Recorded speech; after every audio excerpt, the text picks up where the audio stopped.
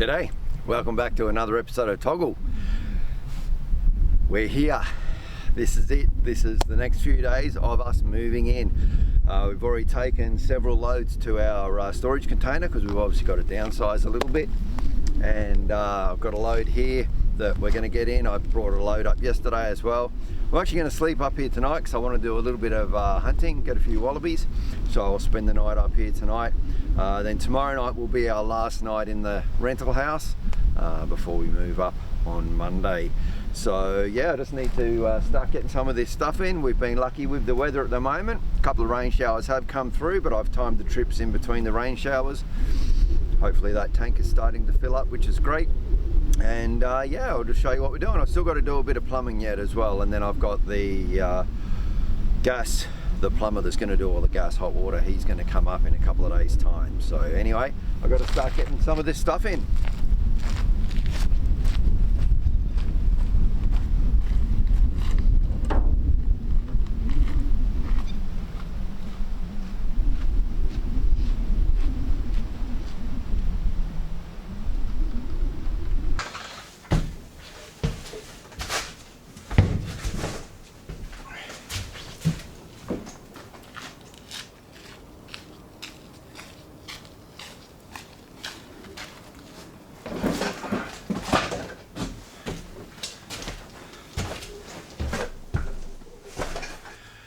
Well, I've been unpacking and cleaning for the last few hours, and I'm going to stay up here tonight and just get more cleaning done right into the evening so that we can pack stuff straight in when I bring it up tomorrow. Kay and I'll come up tomorrow and do that. So yeah, I've got some, just boiled up some rice on the gas cooker, and I have got a lovely treat. This is 24-hour slow cooked Rogan Josh venison that I got myself, and I've just had it in the slow cooker for 24 hours. Not up here though, I wasn't using solar for that. Pretty much I spent about the last 2 hours on up here. The rest of the time it was cooking back down at the rental. So I'm going to enjoy some of this, and I've got some little mini garlic poppadoms to go with it, and nice glass, well I should say metal cup of red. And just going to enjoy this and then get on with a bit more cleaning.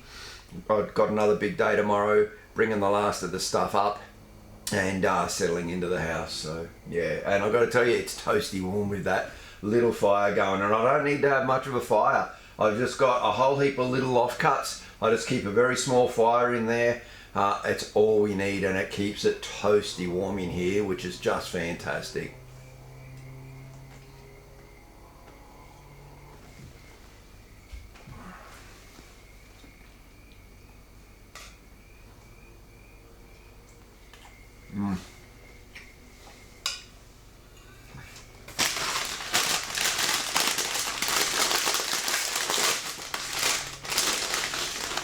Look at them little mini poppadoms. Very cool, very nice.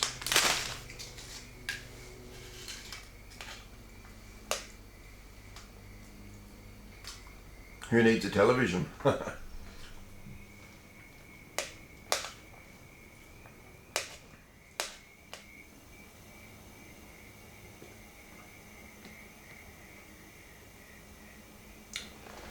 You listen to that. All you can hear is the frogs. That's what we want. Beautiful peace and quiet. No traffic noise. No yapping dogs. Just peace and quiet.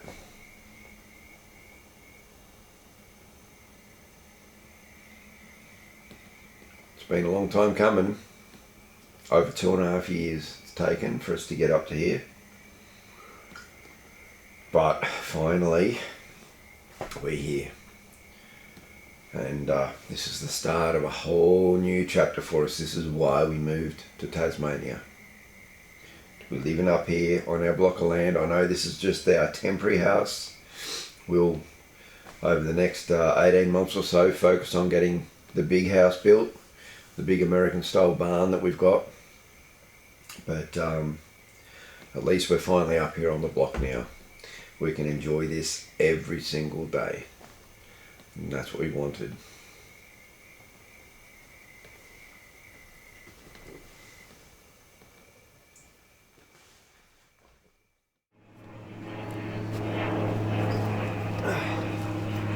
Well, it's day 2 of moving, afternoon of day 2 of moving. I've just been going flat out. Little aircraft flying over. Anyway, I haven't done much of that. Everyone knows how to move house, so yeah, I only did a tiny bit there. But what I'm going to do is, in the last week since I put the gutter on, those 2 full days of rain we were supposed to get amounted to about a teacup. We've had bugger all rain, which is just typical.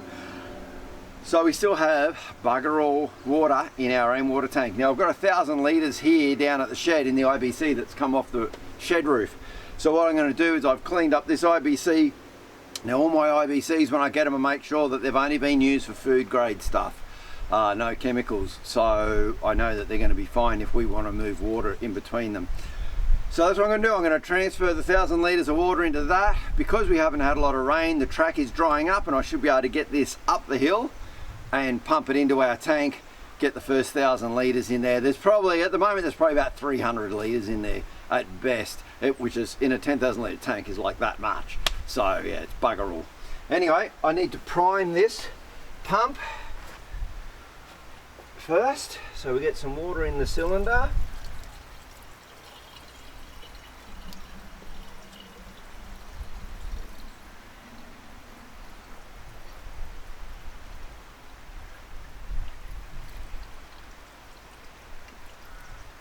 Right, get that cap back in, wherever I put it, there it is.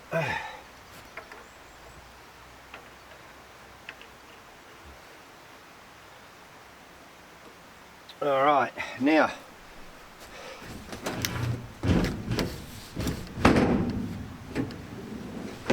I will let the first little bit flush out, and then the rest will go up into that tank. So turn that on.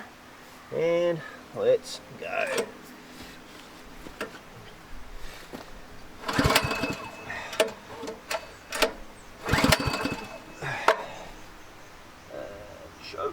Choke. Get the choke on first. There we are, that might help.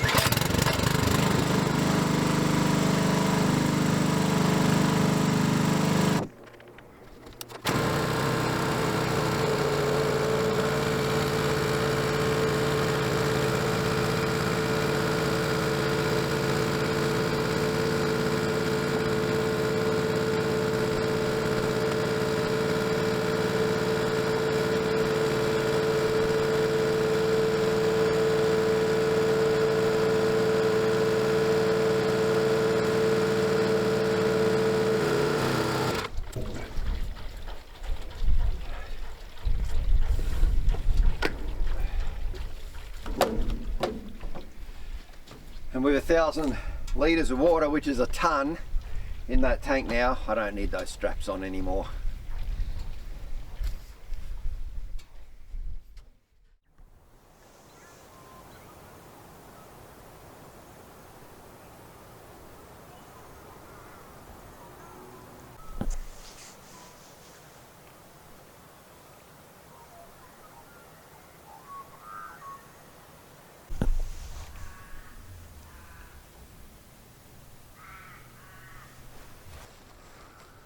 It's so cold, the camera just shut itself off.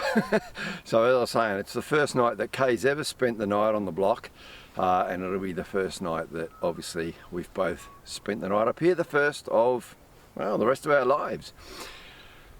We finally got there. It's been a long road. Anyway, I got a busy day ahead of me, and I'll go and get that done, and then Kay and I are going to celebrate tonight by having dinner at one of our, probably our favourite restaurant here in Tassie, the Vault, over at Wynyard. And then after that we'll come back, grab the dogs and bring them up here, and that's that. Tomorrow we return the keys on the rental. So I will give you a walk around the house in a day or so, which for you will be in a couple of seconds, and just show you how we're all set up.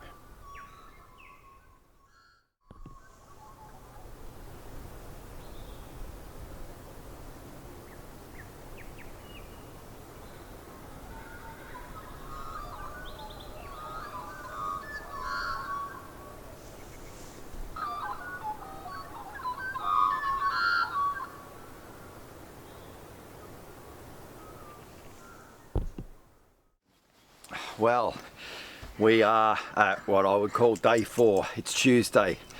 One hell of a frantic, very rushed, very exhausting day yesterday, getting almost the last of everything moved up here. There's still just a couple of things I need to go back down for today, and we hand the keys in on the rental today as well. Had the carpets cleaned and the place fumigated yesterday. That was all done. It was Kay's first night on the block last night, and she loved the peace and the quiet. It was just, yeah, fantastic. Really nice up here. I know that. She'd not experienced a night up here before. So our first night together up here, first night of the rest of our lives. So yeah, fantastic. Now look at the sunshine. It's a great day for generating solar. Batteries are full though, so we're using very minimal power at the moment. What it's not a great day for though is generating water. Now I transferred that 1,000 litres up here into the tank yesterday, I think that was, or the day before yesterday. I'm losing track.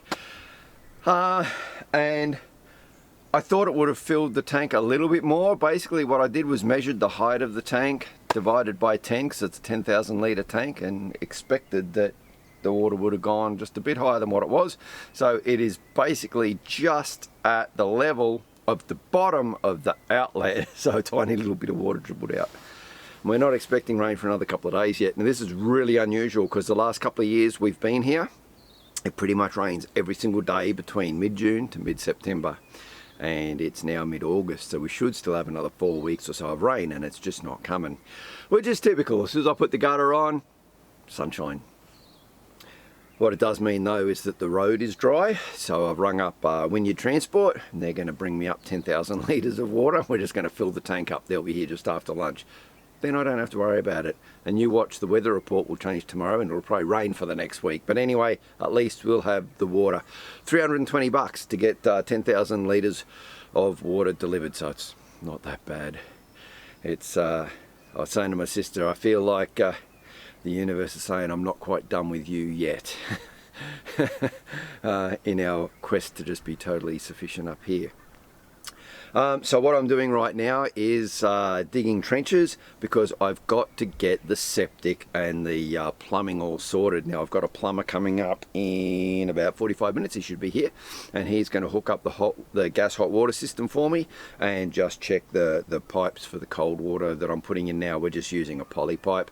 Let me show you what we're doing with that plumbing right now.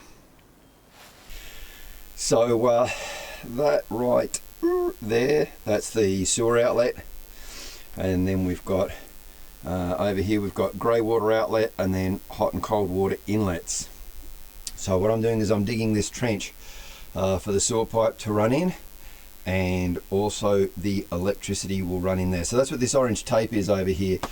Basically, as soon as I bury that conduit that's down there, that orange conduit, I then need to put that electrical tape, warning label, whatever you want to call it, over the top, and then the sewer pipe can go in on top of that, so it's a double the amount of security on that. Now what I've done is I've run that pipe across from here, run it across and up, and then it's going to go in and then across, and the water pump, which is sitting just over there, that'll actually be sitting over here, so the cold water will go in. Then it will come out into a T, and one line will go to the cold water in, and the other line will go to the hot water system, which will be up here on the wall. And that's the hot water system in the box right there. And that's a gas hot water, heat on demand. That's what the plumber's going to sort out. So I've dug this trench all the way down through here so far, and then the cable goes in around there and pops out underneath where it's safe. I need to continue this channel down and then around the corner and over to the biogas bladder. As you can see, we've got the doggies here, so they're all they have been so totally confused the last few days. They don't know what's going on. We've been running around and, you know, packing and that. They're just, yeah, they're totally confused, but they will settle in over the next few days. Alrighty, I need to get this pipe work started, and then the plumber will be up shortly. I'll catch back with you shortly. Well, the plumber came and the plumber went. Really nice guy. He'll be back at 9:30 tomorrow. But the problem was, he was having a look at the gas hot water system and went, oh, we can't put that up here. It runs on natural gas. Now, I didn't realise natural gas has to be piped in. Okay, the stuff you buy in bottles, any sort of bottles, is LPG gas. And there is a difference between natural gas and LPG gas. So, does anyone know anyone that wants to buy a natural gas heat on demand hot water system? I've got one for sale. I'm going to have to get rid of it. But it means that today I'm going to have to race downtown. I'm going to have to go and buy a gas heat on demand hot water system. It's just never ending, isn't it? I guess that's life on the farm. There's always seems to be an expense. So I'll race down, get that. I've got the water tanker coming in after lunch. I've got to get a few things sorted out down at the rental before I hand the keys back. So I've got another busy day today. Not going to worry about filming any of that. So in a second it'll be tomorrow, and I will pick up where we left off there. I'll see you then. Okay, update time. It's Thursday. I've lost track of what day I said it was, counting in day whatever for getting the move done. It has been not just a long, exhausting, stressful week, but a couple of weeks, honestly. It's just been mad getting the move done. The last week especially though, trying to get everything sorted out, and with the plumbing and whatnot. So just a second ago, I was talking to you technically 2 days ago about the plumber getting here, and then I had the wrong gas hot water system. So the plumber came back yesterday after I bought the correct gas hot water system. So more money expended, and it was the right one, obviously. So he got to work and he fitted all that up. So he did all of the copper pipes and brass fittings and all that sort of stuff for the gas and the hot water. Looks beautiful. Really good job. Really impressed, and he's a really nice guy. And meanwhile I was doing all of the cold water stuff from the tank to the pump and then to the house, and then the septic lines back out. I was doing all of that stuff in flexible poly and pressure pipe, 100 mil and 50 mil pressure pipe. And he just kept a check on what I was doing there and made sure that all that was okay and whatnot. So it was really good to have him there for advice and whatnot as well. So that was good. So all of that's done. We connected up the pump and did our first tests, and this is what we found. And okay. What? Yep.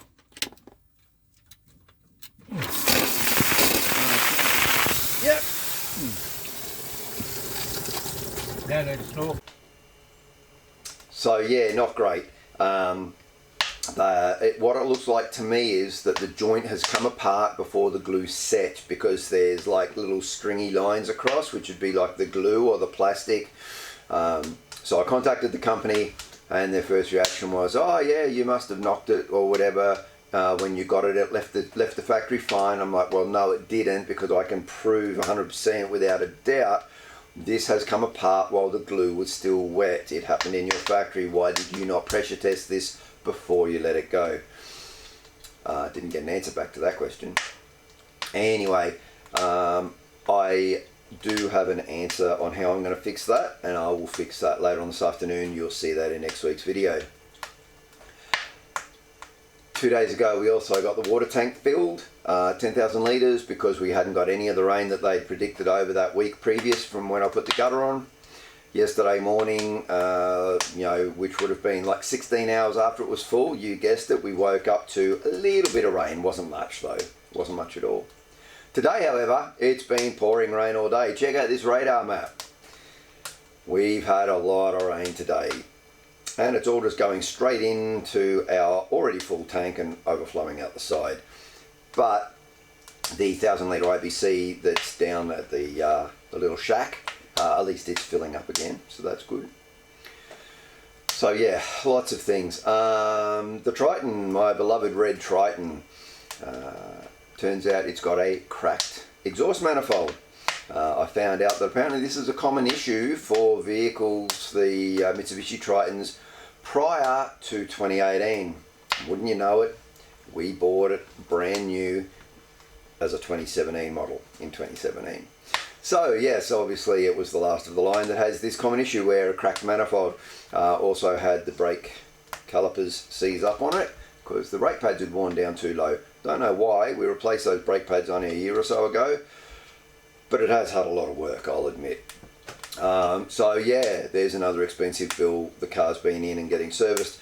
Thankfully though, my good mate Neil has lent me his car for a couple of days, because this happened right in the middle of moving and we were still trying to ferry stuff up and back, like trailer loads of stuff up and back, well up, going back to pick it up.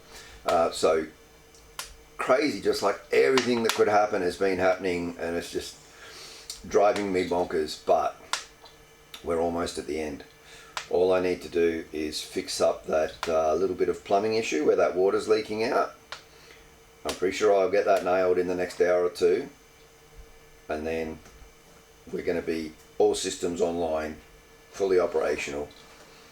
We can then say that we are Tasmanian Off Grid Living.